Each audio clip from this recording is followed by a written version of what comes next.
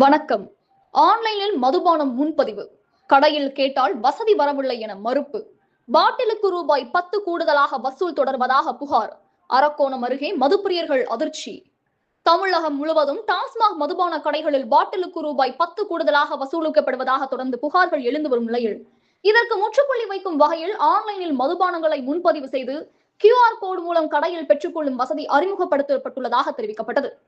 இந்த நிலையில் ராணிப்பேட்டை மாவட்டம் அரக்கோணம் அருகே கும்பனிப்பேட்டையில் செயல்பட்டு வரும் டாஸ்மாக் மதுபான கடை எண் 11,147 இந்த ஆன்லைன் வசதி குறித்து கள ஆய்வு மேற்கொள்ளப்பட்டது.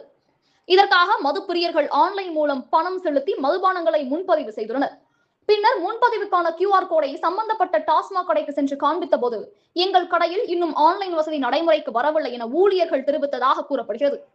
இதனால் ஆன்லைனில் பணம் செலுத்தி முன்பதிவு செய்திருந்த மது பிரியர்களுக்கும் கடை ஊழியர்களுக்கும் இடையே கடும் வாக்குவாதம் ஏற்பட்டதாக கூறப்படுகிறது. மேலும் ஆன்லைனில் செலுத்திய பணம் உடனடியாக திரும்ப கிடைக்காத நிலை ஏற்பட்டதாகவும் மதுப்பிரியர்கள் தெரிவித்தனர். இதனிடையே வழக்கம் போல் மதுபான பாட்டிலுக்கு ரூபாய் 10 கூடுதலாக வழங்கினால் மட்டுமே மதுபானம் வழங்கப்படும் என ஊழியர்கள் கூறியதாகவும் வேறு வழியின்றி கூடுதல் தொகையை செலுத்தி மதுபானங்களை வாங்கிச் சென்றதாகவும் அவர்கள் குற்றம் சாட்டினர். தமிழகம் முழுவதும் டாஸ்மாக் கடைகளில் பாட்டிலுக்கு ரூபாய் 10 கூடுதலாக வசூலிப்பதாக எழும் புகார்களுக்கு முற்றுப்புள்ளி வைப்பதற்காகவே ஆன்லைன் முன்பதிவு வசதி கொண்டு வரப்பட்டதாக கூறப்படும் நிலையில் நடைமுறையில் அந்த வசதி அனைத்து கடைகளிலும் முழுமையாக செயல்படுகிறதா என்ற கேள்வி எழுந்துள்ளது. இதுகுறித்து ராணிப்பேட்டை மாவட்ட டாஸ்மாக் துணை மேலாளர் பார்த்திபனிடம் தொலைபேசி மூலம் கேட்டபோது தமிழகம் முழுவதும் ஆன்லைன் மதுபான முன்பதிவு வசதி செயல்பாட்டில் இருப்பதாகவும் ராணிப்பேட்டை மாவட்டத்திலும் இதுவரை ஆன்லைன் முறையில் மதுபானங்கள் வழங்கப்பட்டுள்ளதாகவும் தெரிவித்தனர்.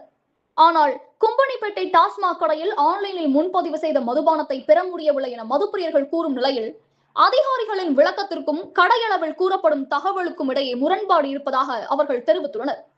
பாட்டிலுக்கு ரூபாய் 10 கூடுதலாக வசூலிப்பதை தடுக்க ஆன்லைன் முன்பதிவு வசதி கொண்டு வரப்பட்டும் அதனை முழுமையாக நடைமுறைப்படுத்தாவிட்டால் இந்த பிரச்சனைக்கு எப்படி முற்றுப்புள்ளி வைக்க முடியும் என மதுப்பிரியர்கள் கேள்வி எழுப்புள்ளனர்.